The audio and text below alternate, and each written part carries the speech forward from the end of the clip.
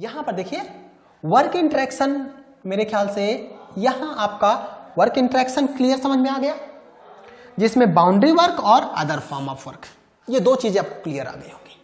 फिर हम देखते हैं कि हीट का इंटरेक्शन, फिर हम देखते हैं क्या, हीट का इंटरेक्शन। ठीक है, हीट का इंटरेक्शन देखिए, डेफिनेशन समझते हैं कि energy interaction due to temperature difference, energy interaction due to क्या है, टेम्परेचर डिफरेंस। क्लियर है, तो यानी कि अगर एनर्जी तो बिना टेम्परेचर डिफरेंस के भी ट्रांसफर हो सकता है, लेकिन हीट बिना टेम्परेचर डिफरेंस के ट्रांसफर नहीं होगा, हीट बिना टेम्परेचर डिफरेंस के ट्रांसफर नहीं होगा। हम चीजों को देखते हैं, सपोज करिए हमारे पास एक बॉडी है, यहां से ध्यान से समझिए, ये हमारे पास सपोज करिए बॉडी है, देखिए एकदम क्रिस्टल क्लियर, ठीक है, सारी चीजें एकदम क्लियर होंगी, आप बस ध्यान से समझिए। सपोज करिए हमारे पास एक, इसमें पिस्टन सिलेंडर लगा हुआ है, ऐसे यहां भी पिस्टन सिलेंडर लगा हुआ है, यहां भी क्या लगा, पिस्टन सिलेंडर, ठीक है। इसमें कोई सब्सटेंस भरा हुआ है, इसमें कोई भी सब्सटेंस भरा हुआ है। ये सब्सटेंस सपोज करो, अगर ये सब्सटेंस हमारा H2O है, दिस इज H2O, ठीक है, this is H2O, same substance है, ठीक है, सब्सटेंस हमारा सेम है, और इसका इनिशियल टेम्परेचर Ti है, वो भी कांस्टेंट है, मतलब सपोज करो 20 डिग्री सेल्सियस है, तो इसका भी इनिशियल टेम्परेचर कितना है, again this is 20 degree Celsius. अब आपने क्या किया, हीट देना शुरू किया, ठीक है, ये आपने क्या किया, हीट देना शुरू किया, और यहां पे भी आपने हीट देना शुरू किया। क्लियर समझ पा रहे हो? अब आप हीट दे रहे हो, ठीक है, इतना, और इसमें और भी चीजें, जैसे m की वैल्यू सेम है, मतलब अगर 2 kg मास है वाटर का, तो यहां भी 2 kg मास वाटर का। तो क्या ऑब्जर्वेशन आप देख पाएंगे, सब्सटेंस सेम है, मास सेम है, इनिशियल टेम्परेचर 20 है, लेकिन अगर मैं फाइनल टेम्परेचर अलग कर रहा हूं, मेरे कहने का मतलब है इसमें मैं 20 डिग्री सेल्सियस से सपोज करिए 40 डिग्री सेल्सियस जा रहा हूं, समझ पा रहे हैं? तो this is the final temperature 40 degree Celsius, और इस वाले में क्या कर रहे हैं हम, फाइनल टेम्परेचर दिस इज से 100 डिग्री सेल्सियस।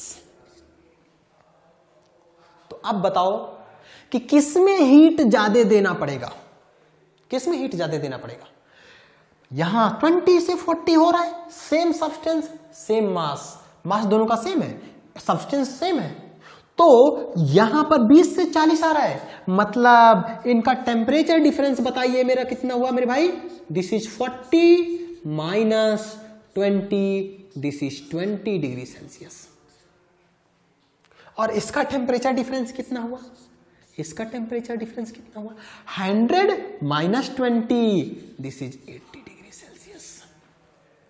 क्लियर है?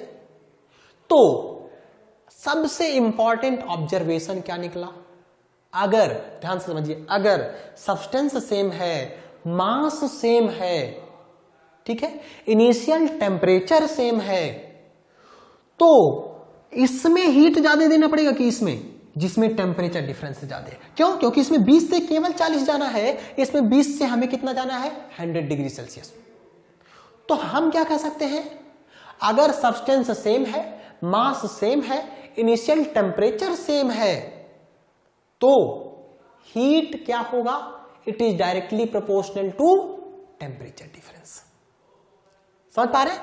मैं इसको स्टेटमेंट में लिखता हूं, ठीक है, स्टेटमेंट में जरा सा हम लिखते हैं, यहां से समझिए क्या बोला था, मास सेम हो, सब्सटेंस सेम हो, फॉर अ गिवन सब्सटेंस, देखिए ध्यान से समझिए, for a given substance, for a given substance,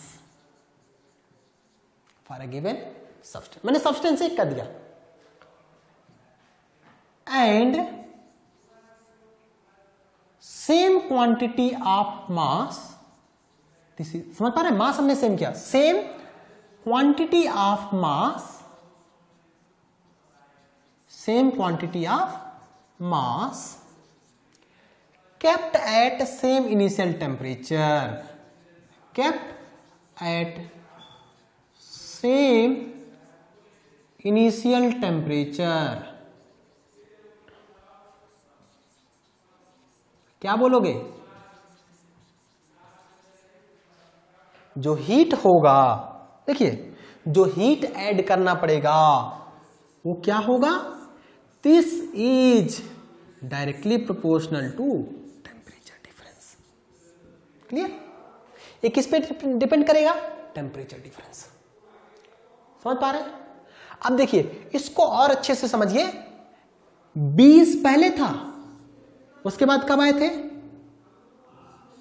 suppose करिए 40, दूसरे वाले में कितना था? 20, आए कितना थे? 100। ये डिग्री सेल्सियस में है, ठीक है, डिग्री सेल्सियस में, ठीक है। So let me right on the next slide. देखिए इनिशियल हमारा कितना था? 20, है ना, पहले वाले का बाद में कितना हुआ था? 40। अब देखो इसका केल्विन स्केल में, this I am writing in Celsius scale, kelvin scale में क्या होगा? केल्विन स्केल में देखिए एक सबसे इंपॉर्टेंट ऑब्जर्वेशन यहां पर है, 20 + 273। एक्चुअली में केल्विन को ट्रांसफॉर्म करने के लिए 273.15 लिखना चाहिए, है ना, this is the actual value. लेकिन कैलकुलेशन में जब तक ये पूछा नहीं जाता है ना, एक्चुअल वैल्यू कितना है? 273.15। लेकिन कैलकुलेशन पर्पज के लिए राउंड ऑफ वैल्यू 273 हम लोग कंसीडर कर लेते हैं, तो मैं वही बस कंसीडर कर रहा हूं। आई एम राइटिंग 20 + 273 कितना हो गया भाई? दिस इज 293 केल्विन, ठीक है। इसी तरह से 40 + 273 हो जाएगा, है ना। इनिशियल कितना हो गया? 40 + 273, दिस इज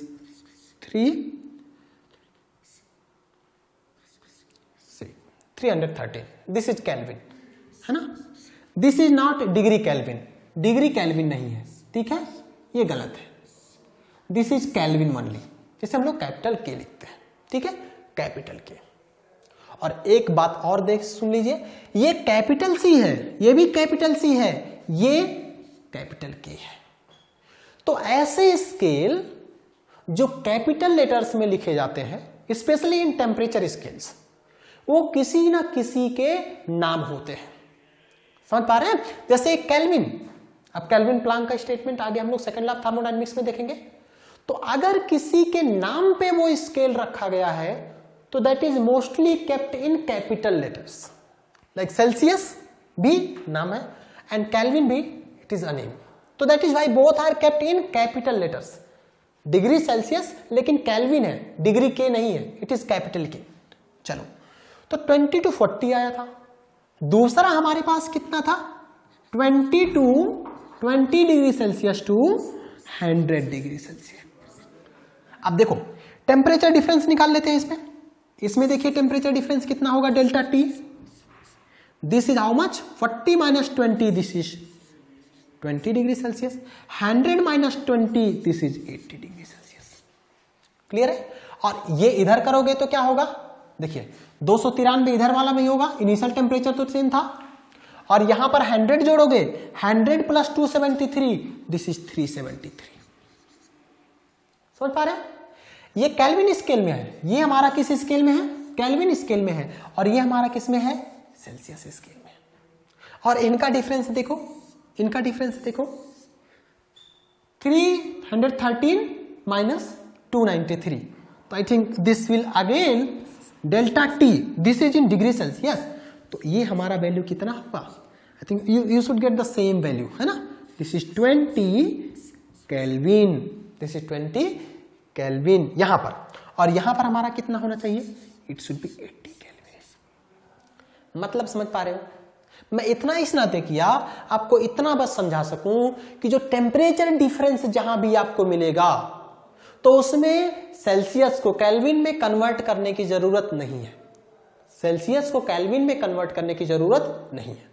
तो क्या बोल सकते हो कि the temperature difference in degree Celsius and in Kelvin both are same, both give same value, दोनों का मैग्नीट्यूड क्या होगा, सेम आएगा। क्लियर समझ पा रहे? अभी तक हमने क्या देखा था कि for a given amount, for a given substance having unit amount of mass are the same amount of mass when both are kept at the same initial temperature. तो जो हीट होगा वो किस पे डिपेंड करेगा, टेम्परेचर डिफरेंस पे।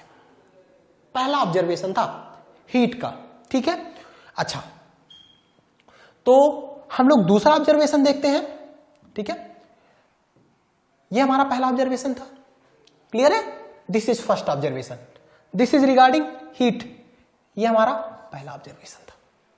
यहीं से हमें पता चल गया कि अगर हीट टेम्परेचर डिफरेंस के प्रोपोर्शनलिटी पे है और गलती से भी टेम्परेचर डिफरेंस अगर जीरो हो गया, गलती से भी टेम्परेचर डिफरेंस जीरो हो गया, तो कुछ भी हो उसमें हीट का ट्रांसफर नहीं होगा, उसमें हीट का ट्रांसफर नहीं हो सकता, है ना। Of course we are talking about sensible heat, we are talking about sensible heat. तो हीट ट्रांसफर होने के लिए टेम्परेचर डिफरेंस मैंडेटरी है, जो पहले सब्जेक्ट में, पहले स्टेटमेंट में हम लोगों ने देखा था। दूसरा ऑब्जर्वेशन देखते हैं, देखिए बहुत important observation, second observation, clear है। सेम कंडीशन ले लीजिए जैसे था,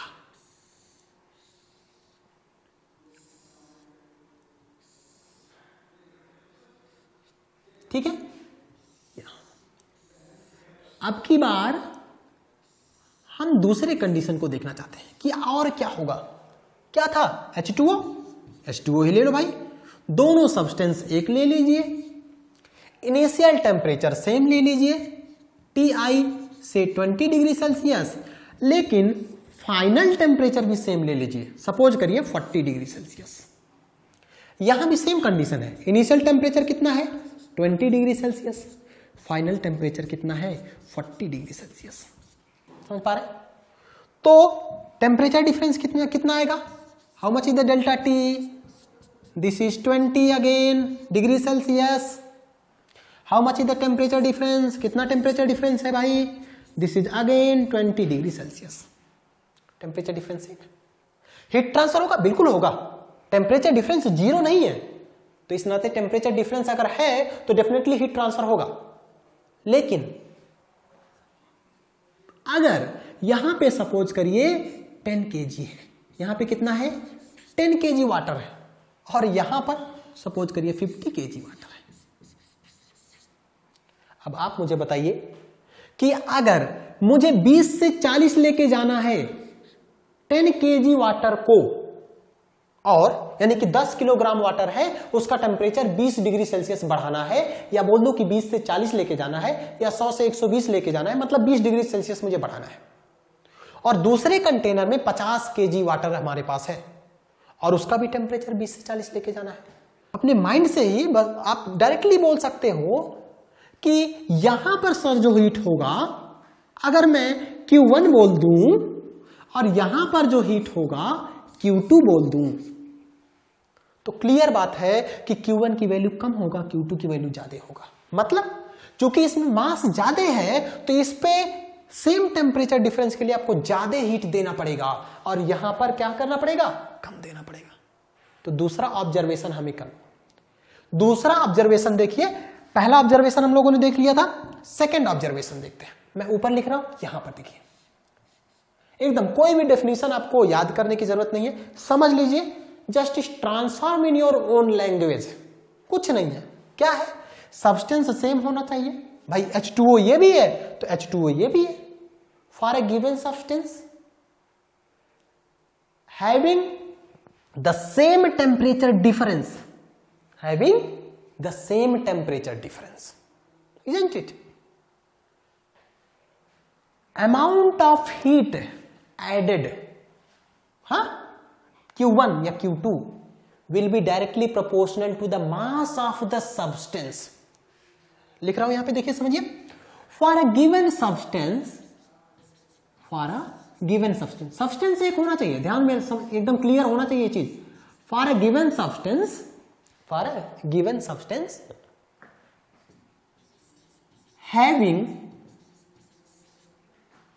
same temperature difference, having same temperature difference, ठीक है, यहां तक हम लोगों ने क्लियर आ गया। इसको मैंने फिक्स कर दिया H2O मैंने बोला फॉर द सेम सब्सटेंस, फिर मैंने बोला 20 डिग्री सेल्सियस का टेम्परेचर डिफरेंस है, 20 डिग्री सेल्सियस का टेम्परेचर डिफरेंस है, तो डेफिनेशन में क्या लिखा, for a given substance having same temperature difference amount of heat added या supplied is directly proportional to, बताइए हाँ क्या होगा, बताइए, is directly proportional to, और सिंपल सा ऑब्जर्वेशन है, एकदम क्लियर, ठीक है, एकदम क्लियर ऑब्जर्वेशन क्या है, delta Q is directly proportional to mass of the substance, कि नहीं, this is mass of the substance, mass किस में होगा, केजी, मास किस में होगा, केजी। तो हमारे पास दो चीजें आ गई, दो ऑब्जर्वेशन। पहले ऑब्जर्वेशन में हमने क्या देखा था कि the amount of heat, I am writing say small amount of heat, अगर मैं लिख रहा हूं तो I say m, this is, it is directly proportional to m, है ना, this is directly proportional to, first observation में हमारा क्या आया था, this is directly proportional to delta T, isn't, और ये क्या था, ये टेम्परेचर डिफरेंस या तो डिग्री सेल्सियस में हो सकता है या किस में हो सकता है, केल्विन में हो सकता है, इससे कोई फर्क नहीं पड़ने वाला। This is the first observation. और सेकंड ऑब्जर्वेशन क्या आया था भाई, सेकंड ऑब्जर्वेशन आया था this heat is directly proportional to mass, और अगर इन दोनों को मिला दिया जाए तो आप क्या बोलोगे, इन दोनों को मैच कराइए, क्या लिखेंगे, delta Q is directly proportional to m delta T, लिख सकते हैं, क्लियर है। देखिए यहां से एक बहुत इंपॉर्टेंट चीज आने वाला है, मेरे ख्याल से हीट के बारे में क्लियर होगा, heat is a form of energy, heat is a form of energy, first thing, and heat energy का वो फॉर्म है जो केवल और केवल टेम्परेचर डिफरेंस के नाते फ्लो करेगा, क्लियर बात है, ठीक है, यहां पर देख लीजिए, due to temperature difference, due to presence of mass, ठीक है। तो यहां से अगर प्रोपोर्शनलिटी कांस्टेंट हटाओगे, जैसे मैं बोलूं y is directly proportional to x, y is directly proportional to x, ठीक है, तो y is a dependent variable, y is dependent variable, तो हमने देखा था y बराबर mx, वेयर m क्या था, प्रोपोर्शनलिटी कांस्टेंट, तो जब ये वाला साइन हटेगा तो कहीं ना कहीं यहां भी कोई ना कोई कांस्टेंट आना चाहिए, समझ पा रहे, यहां भी कोई ना कोई कांस्टेंट आना चाहिए, तो वो हमारा आता है स्पेसिफिक हीट, वो क्या आएगा, स्पेसिफिक हीट, मैं यहां पे हटा रहा हूं, इक्वल लगा रहा हूं, this is m here dm delta t, this is q, ठीक है, समवेयर मैं कैपिटल Q भी लिख सकता हूं अगर मैं टोटल अमाउंट ऑफ हीट लिख रहा हूं, तो I can write this is C m C dt, है ना, I can write this is m delta t, तो what is this C, this is specific heat, this is specific heat, समझ पा रहे, चलिए, लेकिन अभी मैं टर्म स्पेसिफिक हीट को थोड़ा सा देर में बात करते हैं, पहले हम चीजों को थोड़ा सा हीट इंटरेक्शन के बारे में और भी चीजें देख लेते हैं, कुछ और इंटरेस्टेड चीजें हैं, कुछ और इंटरेस्टेड चीजें हैं, उन चीजों को हम लोग देख लेते हैं, क्लियर है। यहां पे देखिए हमने क्या कहा था कि हीट ट्रांसफर होने के लिए टेम्परेचर डिफरेंस जरूरी है। सपोज करिए एक सोडा का केन है या फिर कोका कोला का केन है और रूम टेम्परेचर या एम्बियंट टेम्परेचर कितने पे है, एम्बियंट टेम्परेचर सपोज करिए 25 डिग्री सेल्सियस पे है ना, एम्बियंट टेम्परेचर कितने पे है, 25 डिग्री सेल्सियस पे, और सोडा का भी कितना टेम्परेचर है, 25, यहां पर भी देखिए 25 और यहां पे भी कितना है, 25, तो क्या कोई हीट ट्रांसफर होगा इस सोडा से एटमॉस्फेयर की तरफ या एटमॉस्फेयर से सोडा की तरफ या कोका कोला से एटमॉस्फेयर या एटमॉस्फेयर से कोका कोला, नहीं, क्यों, क्योंकि हमने अभी आपको मैंने बताया है delta Q is directly proportional to delta T. समझ पा रहे हैं? तो जब टेम्परेचर डिफरेंस है ही नहीं तो कोई हीट ट्रांसफर कैसे हो सकता है? समझ पा रहे हो? Energy interaction in the form of heat is zero. Energy interaction in the form of heat is zero. पक्का है? इस वाले फर्स्ट को देखो। अच्छा, दूसरा देखो, यहां का टेम्परेचर 25 है और यहां का टेम्परेचर 15 है। समझ पा रहे हो? यहां का टेम्परेचर 25, यहां का टेम्परेचर 15। तो कितना टेम्परेचर डिफरेंस आया? कितना टेम्परेचर डिफरेंस आया? I think this is 10 degree Celsius, है ना? And this is 11 degree Celsius, है ना? 15 10 25। हियर दिस इज 25 माइनस 5, तो दिस इज 25 ये है, 5 ये है, तो 25 minus 5 this is 20 degree Celsius. तो ऑब्जर्वेशन हमारा सही है। समझ पा रहे हैं? क्यों? यहां पर देखिए टेम्परेचर डिफरेंस कम है, तो यहां पे केवल 8 जूल पर सेकेंड, ठीक है? और यहां पर टेम्परेचर डिफरेंस ज्यादा है, तो यहां पर हीट ज्यादा है। तो ऑब्जर्वेशन जो हमारा था कि delta Q is directly proportional to delta T, ये सही है कि नहीं? क्यों? क्योंकि पहले वाले में कितना था? 10 डिग्री सेल्सियस का टेम्परेचर डिफरेंस था, तो इसमें हीट जो आया 8 जूल पर सेकेंड आया। दूसरे वाले में कितना था? दूसरे वाले में था 20 डिग्री सेल्सियस का टेम्परेचर डिफरेंस, तो इसमें कितना आया भाई? इसमें 16 जूल पर सेकेंड आया। कंडीशन क्या है?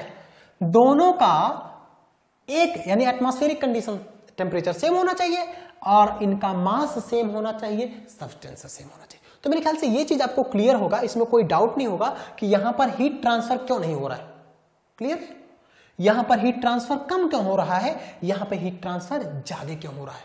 क्योंकि यहां पर टेम्परेचर डिफरेंस कम है, यहां पर टेम्परेचर डिफरेंस ज्यादा है। क्लियर है? तो ये ठीक है। तो energy interaction due to temperature difference is heat. Same कुछ और एग्जांपल आप ले सकते हैं, जैसे बेक्ड पोटैटो है ना? This is our baked potato. Baked potato में 2 किलो जूल थर्मल एनर्जी है, ठीक है? अब जब इसके अंदर है तो एनर्जी है, जब अंदर है तो एनर्जी है, जब ये बाहर निकलेगा और टेम्परेचर डिफरेंस के कारण निकलेगा तब हम उसे हीट बोलेंगे। समझ पा रहे हैं? जैसे अगर आपके पास एक बिस्किट है और उस पर लिखा हुआ है the energy content is 4 kilo calorie, तो आप उसे हीट नहीं बोल सकते, उसे क्या बोलेंगे? एनर्जी बोलेंगे, क्योंकि it is in stored form, it is in stored form. And when that energy is crossing the boundary, that energy is moving the boundary, that is known as heat. But that boundary, the energy should cross because of temperature difference, because of temperature difference. Okay, so ये देखिए ये हमारा system है और ये वाला देखिए ये जो डॉटेड लाइन है ये हमारा क्या है भाई? This is boundary. ये हमारा क्या है? This is boundary. क्लियर है? अब हीट देखिए 2 किलो जूल का थर्मल एनर्जी था, ये बन गया हीट। क्यों बन गया हीट? क्यों? क्योंकि it was crossing the boundary, it was crossing the boundary, है ना? That means energy in transit due to temperature difference is known as heat. बोल सकते हैं कि नहीं? जब तक एनर्जी रुका हुआ है तब तक वो एनर्जी है, जब वो ट्रांजिट हुआ, मूव किया, तब हमारा वो क्या कहलाएगा? हीट कहलाएगा। और फिर जब एटमॉस्फेयर में चला गया तो क्या वो हीट है? नहीं, फिर वो चला गया, वो एनर्जी फॉर्म बन गया। समझ पा रहे हैं? क्योंकि वहां भी जाके एटमॉस्फेयर में वो है, तो वहां पर भी हमारा क्या बन जाएगा? तो थर्मल एनर्जी यहां भी बोला गया, थर्मल एनर्जी यहां पे भी बोला गया। यहां पर हीट क्यों बोला गया? Because this energy was in transit due to temperature difference, due to temperature difference. Of course जो पोटैटो है, ये इस पोटैटो का टेम्परेचर एटमॉस्फेरिक टेम्परेचर से ज्यादा होगा, तभी ये यहां से हीट ट्रांसफर हो रहा है। क्लियर है? इसमें कोई डाउट नहीं होगा। ठीक है, कुछ और एग्जांपल्स मैं आपको बता दूं कि जो हमारे लिए हीट ट्रांसफर, आपने बेसिक थर्मोडायनेमिक्स पढ़ा है, तो बेसिक थर्मोडायनेमिक्स से कुछ और चीजें मैं आपको क्लियर कर देता हूं। जैसे आपने एडियाबैटिक प्रोसेस पढ़ा होगा, ठीक है? थोड़ा सा बस हम लोग समझ लेते हैं। ये जो फर्स्ट 2 लेक्चर्स हैं, this one will be the basics, purely basic of thermodynamics, और इसका बहुत ज्यादा इंपॉर्टेंस है रेफ्रिजरेशन के पोर्शन में। इस नाते अगर देखिए एडियाबैटिक प्रोसेस आपने पढ़ा होगा ना, एडियाबैटिक प्रोसेस का डेफिनेशन क्या लिखा था? Energy interaction in the form of heat is zero. ध्यान से समझिए, मैं लिख भी दे रहा हूं इससे आपको प्रॉब्लम ना हो। ये देखिए, energy interaction in the form of heat, in the form of heat is 0। समझ पा रहे? मतलब हीट के फॉर्म में एनर्जी का इंटरेक्शन नहीं होना चाहिए। समझ पा रहे हो? हीट के फॉर्म में एनर्जी का इंटरेक्शन नहीं होना चाहिए। अच्छा, क्या एनर्जी और फॉर्म में आ जा सकता है? बिल्कुल, but energy interactions in other form, other form मतलब समझ पा रहे हो? हीट को छोड़ के, in other form is allowed. इसका मीनिंग क्या हुआ? इसका मीनिंग जैसे, इसका मीनिंग समझिए। सपोज करिए आपके पास एक पिस्टन सिलेंडर अरेंजमेंट है, ये देखिए। अब अगर ये एडियाबैटिक सिस्टम हुआ, मतलब हीट ट्रांसफर नहीं होना चाहिए, तो लेकिन एनर्जी इंटरेक्शन हो सकता है। जैसे देखिए, हमने क्या किया, यहां पर एक बैटरी लगा दिया, ये इसके पॉजिटिव, ये नेगेटिव टर्मिनल हो गए, ठीक है। और इस वाले पोर्शन को मैंने इंसुलेट कर दिया। समझ पा रहे हैं? जब ये इंसुलेट हो गया तो हीट का ट्रांसफर नहीं होगा, है ना।